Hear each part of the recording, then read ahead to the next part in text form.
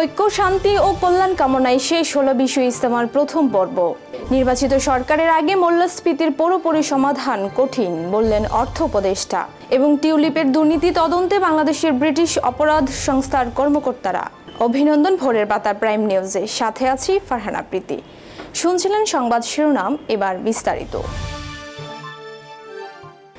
দুনিয়া ও আখিরাতে শান্তি, দেশে কল্যাণ ও মুসলিম জাতির হেদায়েত কামনা করে আখিরি মোনাজাতের মধ্য দিয়ে শেষ হলো তাবলিগ জামাত আয়োজিত 6 দিনব্যাপী 58তম বিশ্ব ইজতেমার প্রথম পর্বের প্রথম ধাপ। রোববার সকাল 9:15 মোনাজাত শুরু হয়ে শেষ হয় 9:36। মোনাজাত পরিচালনা করেন বিশ্ব তাবলিগ জামাতের শীর্ষস্থানীয় বাংলাদেশের মাওলানা হাফেজ জুবায়ের। 24 মিনিটের মোনাজাতে বিশাল এ জনসমুদ্রে হঠাৎ নেমে আসে পিনপতন নীরবতা। এদিন আখেরি মোনাজাত উপলক্ষে টঙ্গী, গাজীপুর, উত্তরা সহ চারপাশের এলাকার সব শিক্ষা প্রতিষ্ঠান, কলকারখানা, মার্কেট, বিপণী বিতান, অফিস সহ সবকিছু ছিল বন্ধ। সোমবার 14 ফেব্রুয়ারি থেকে 16 ফেব্রুয়ারি পর্যন্ত মাওলানা সাদ অনুসারীদের দ্বিতীয় পর্বের ইজতেমা অনুষ্ঠিত হবে।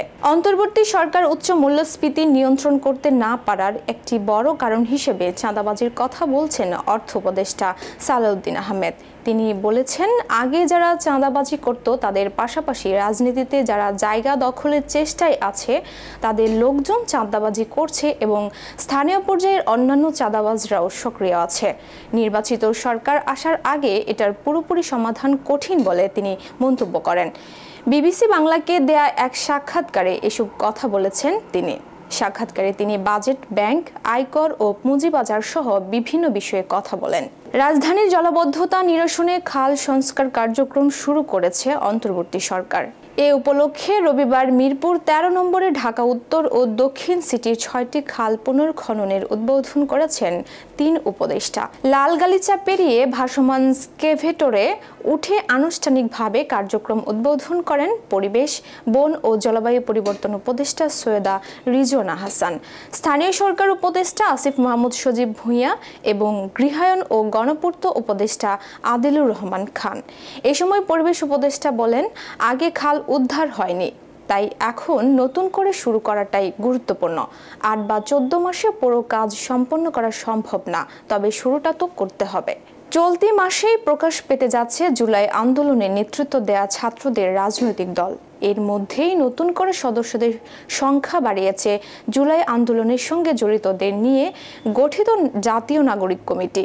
জাতীয় নাগরিক কমিটির কেন্দ্রীয় সদস্য আরও 41 জন বাড়ানোর কথা জানানো হয়েছে এক বিজ্ঞপ্তিতে, যার ফলে এই কমিটির সদস্য সংখ্যা বেড়ে দাঁড়িয়েছে 188 জনে।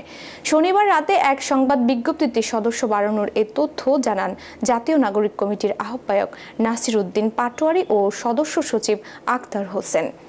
বিজ্ঞপ্তিতে বলা হয়, ফেসিবাদী ব্যবস্থার বিলোপ ও নতুন রাজনৈতিক বন্দোবস্ত বাস্তবায়নের লক্ষ্যে এবং ছাত্র জনতার গণ অভ্যুত্থানের চেতনা সমুন্নত রাখতে জাতীয় নাগরিক কমিটির কেন্দ্রীয় কমিটি বর্ধিতকরণের চলমান প্রক্রিয়ায় অংশ হিসেবে নতুন করে আরও 41 জনকে কেন্দ্রীয় সদস্য করা হয়েছে।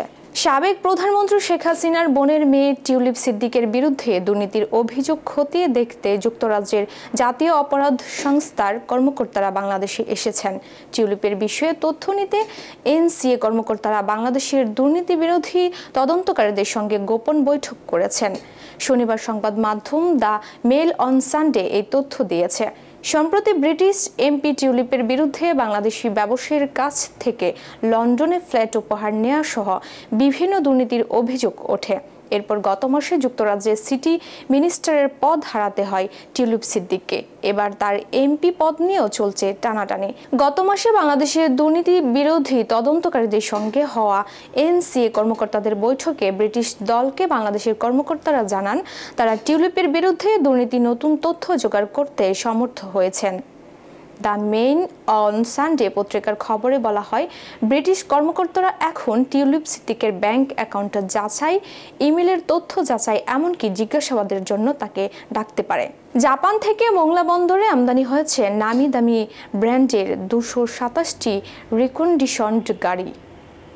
শনিবার বিকেল 4টায় মার্শাল আইল্যান্ডের পতাকাবাহী ভাইকিং ড্রাইভ জাহাজে করে এই গাড়ি আমদানি হয়। গাড়িবাহী জাহাজটি shipping agent crown navigation company private লিমিটেডের ব্যবস্থাপক আনোয়ার হোসেন জানান, গেল বছরের 24 ডিসেম্বর জাপান থেকে 676টি গাড়ি নিয়ে জাহাজটি ছেড়ে এসে 29 জানুয়ারি চট্টগ্রাম বন্দরে নোঙর করে। সেখানে 449টি গাড়ি খালাসের পর 227টি গাড়ি নিয়ে শনিবার বিকেল 4টায় 7 নম্বর মোংলা বন্দরে জেটিতে নোঙর করে। এরপর ধীরে ধীরে গাড়িগুলো খালাস শুরু হয়। এ পর্যন্ত মোংলা বন্দরে প্রায় 2 লাখ গাড়ি আমদানি হয়েছে, যা মোট আমদানি করা গাড়ির শতকরা 60%। এছাড়া 2023-24 অর্থ বছরে মোংলা বন্দর দিয়ে 15,340টি গাড়ি আমদানি হয়েছে। 2022-2023 অর্থ বছরে আমদানি হয়েছিল 13,571টি গাড়ি। 2 দিনের ব্যবধানে দেশের বাজারে আবারও বাড়ল স্বর্ণের দাম, যা দেশের ইতিহাসে সর্বোচ্চ। শনিবার এই দাম বাড়ানোর ঘোষণা দিয়েছে বাংলাদেশ জুয়েলার্স অ্যাসোসিয়েশন বাজস। ঘোষণা অনুযায়ী সবচেয়ে ভালো মানের বা 22 ক্যারেটের 1 ভরি স্বর্ণের দাম 2,099 টাকা বাড়িয়ে 1,44,890 টাকা নির্ধারণ করা হয়েছে। শনিবার বাজসের মূল্য নির্ধারণ ও মূল্য পর্যবেক্ষণ স্থায়ী কমিটির চেয়ারম্যান মাসুদুর রহমানের সই করা এক সংবাদ বিজ্ঞপ্তিতে এই তথ্য জানানো হয়েছে, যা আজ থেকে কার্যকর হবে বলে জানানো হয়েছে। নতুন দর অনুযায়ী রবিবার থেকে প্রতি ভরি 22 ক্যারেটের স্বর্ণ 1,40,890 টাকায় বিক্রি হবে, আর প্রতি ভরি 21 ক্যারেট স্বর্ণ 1,38,300 টাকা এবং 18 ক্যারেট স্বর্ণ 1,18,541 টাকায় বিক্রি হবে। এছাড়া সনাতন পদ্ধতির প্রতি ভরি স্বর্ণের দাম পড়বে 97,476 টাকা। ফেব্রুয়ারিতেই উৎপাদনের যোগ হচ্ছে সিলেট 10 নম্বর কূপ দৈনিক 20 থেকে 25 মিলিয়ন ঘনফুট গ্যাস উৎপাদনের আশা করা হচ্ছে। প্রতিনিয়ত গ্যাসের উৎপাদন কমতে থাকায় সময়ে একে দারুণ সংবাদ হিসেবে দেখছে পেট্রোবাংলা। সিলেটের জৈন্তাপুর এলাকায় অবস্থিত ওই কূপটির খনন কাজ 2023 সালের নভেম্বরে শেষ হয়। পাইপলাইন না থাকায় গ্যাস উৎপাদন করা সম্ভব হচ্ছে না। কূপটি থেকে হরিপুর পর্যন্ত 6 ইঞ্চি বাসের পাইপলাইন বসানোর প্রকল্প নেওয়া হয়। ডিসেম্বরের মধ্যেই পাইপলাইন নির্মাণ কাজ শেষ হওয়ার কথা ছিল, কিন্তু সহজে রোড কাটার অনুমতি না পাওয়ায় পিছিয়ে যায় কাজটি। পাইপলাইনের কাজ শেষ পর্যায়ে রয়েছে।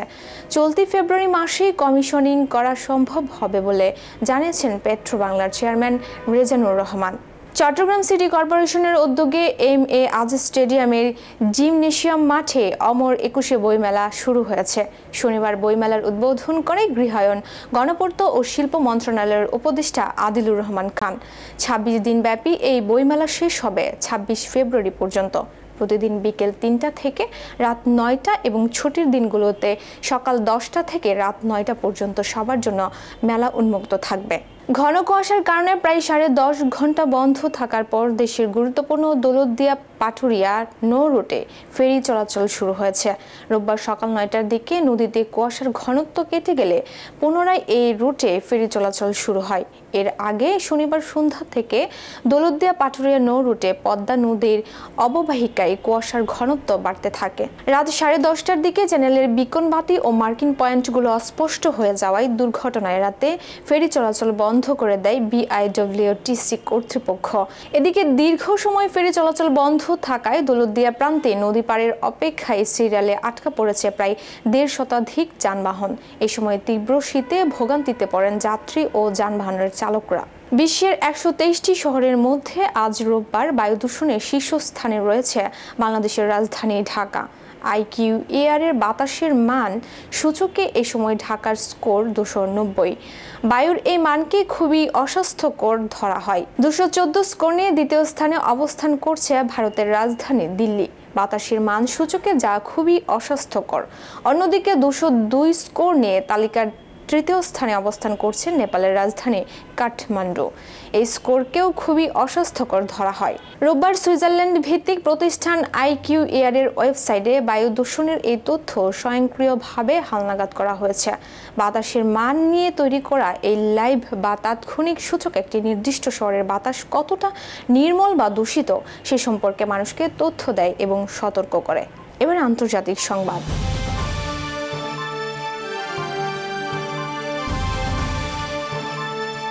ভয়াবহ অর্থনৈতিক সংকট থেকে বেরিয়ে আসার চেষ্টা করছে শ্রীলঙ্কা। দেশটিতে গত জানুয়ারিতে ভোক্তা মূল্যসূচক 4% কমেছে। 1960 সালের পর দেশটির ইতিহাসে এটি সবচেয়ে বড় মূল্য হ্রাস। 2022 সালের সেপ্টেম্বরে শ্রীলঙ্কা তীব্র অর্থনৈতিক সংকটে পড়ে।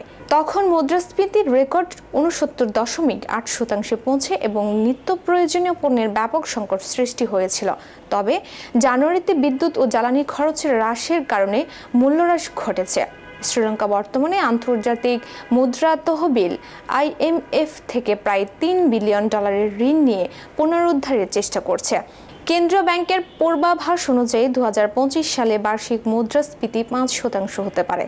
প্রেসিডেন্ট অনুরা কুমার দিশানায়েকে IMF এর পুনরুদ্ধার কর্মসূচি চালিয়ে যাওয়ার প্রতিশ্রুতি দিয়েছেন। এর আওতায় উচ্চ কর হার ও রাষ্ট্রীয় ব্যয়ের কাটছাঁট সহ নানা সংস্কারমূলক পদক্ষেপ রয়েছে।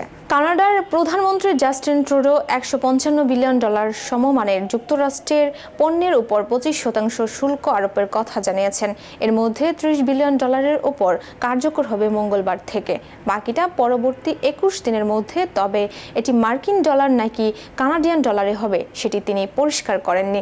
শনিবার যুক্তরাষ্ট্রের প্রেসিডেন্ট ডোনাল্ড ট্রাম্প কানাডা ও মেক্সিকোর পণ্য আমদানিতে 25% এবং চীনের পণ্যে বর্তমান হারের চেয়ে বাড়তি 10% শুল্ক আরোপ করার ঘোষণা দিয়েছেন। ট্রাম্পের নির্বাহী আদেশ অনুযায়ী মঙ্গলবার মধ্যরাত থেকে এই নতুন শুল্ক কার্যকর হওয়ার কথা রয়েছে। হোয়াইট হাউসের তথ্য অনুযায়ী যুক্তরাষ্ট্র কানাডা থেকে 10%-এরও কম শুল্ক দিয়ে তেল আমদানি করে থাকে। এবার বিনোদনের সংবাদ।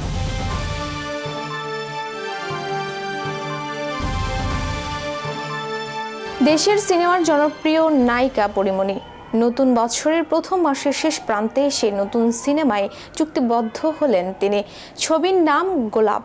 এতে নাম ভূমিকায় অভিনয় করবেন চিত্রনায়ক নীরব। তার বিপরীতে ছবিটিতে রূপা চরিত্রে হাজির হবেন মিষ্টি হাসির পরীমণি। গত 31 জানুয়ারি রাতে পরীমণি খবরটি নিশ্চিত করেছেন। ছবির পরিচালক শামসুল হুদাও জানান, পরীর সঙ্গে সিনেমাটি নিয়ে চুক্তিবদ্ধ হয়েছেন তিনি। সবকিছু ঠিক থাকলে চলতি মাসের শেষের দিকে সৈয়দপুরের বিভিন্ন মনোরম লোকেশনে সিনেমাটির দৃশ্য ধারণের কাজ শুরু হবে। জনপ্রিয় মডেল অভিনেত্রী পিয়া জান্নাতুল, তিনি 2007 সালে মিস বাংলাদেশ খেতাব অর্জন করেন। চোরাবাড়ি চলচ্চিত্রে অভিনয়ের মধ্য দিয়ে চলচ্চিত্রে তার অভিষেক ঘটে। অভিনয় জগতে পদার্পণের পূর্বে তিনি মডেল হিসেবে কর্মজীবন শুরু করেছিলেন। এদিকে সামাজিক যোগাযোগ মাধ্যমে পিয়া জান্নাতুল বেশ সক্রিয় রয়েছেন। সম্প্রতি কিছু ছবি ভক্ত অনুরাগীদের মাঝে শেয়ার করেছেন, যেখানে পিয়াকে বেশ আকর্ষণীয় লাগছে। ভক্তরা অভিনেত্রীর বেশ প্রশংসা করেছেন। শেয়ার করা ছবিতে দেখা যায় অফ দ্য শোল্ডার রেড গাউনে মুগ্ধতা ছড়াচ্ছেন তিনি। হাতে ব্রেসলেট, মুচকি হাসি আর চোখের চাহনি যেন ভক্তদের মনে ঝড় তুলবে। এবার খেলাধুলার সংবাদ। বাংলাদেশ প্রিমিয়ার লিগ BPL এর 11তম আসর শুরুর পর থেকেই সবচেয়ে বেশি আলোচনা রয়েছে। পারিশ্রমিক ইস্যুতে এত বদনাম রটেনি আর কোনো আসরে। তার উপর স্পট ফিক্সিং নিয়েও উঠেছে অভিযোগ। বিভিন্ন সংবাদ মাধ্যমে এরই মধ্যে 10 জন ক্রিকেটারের নাম এসেছে।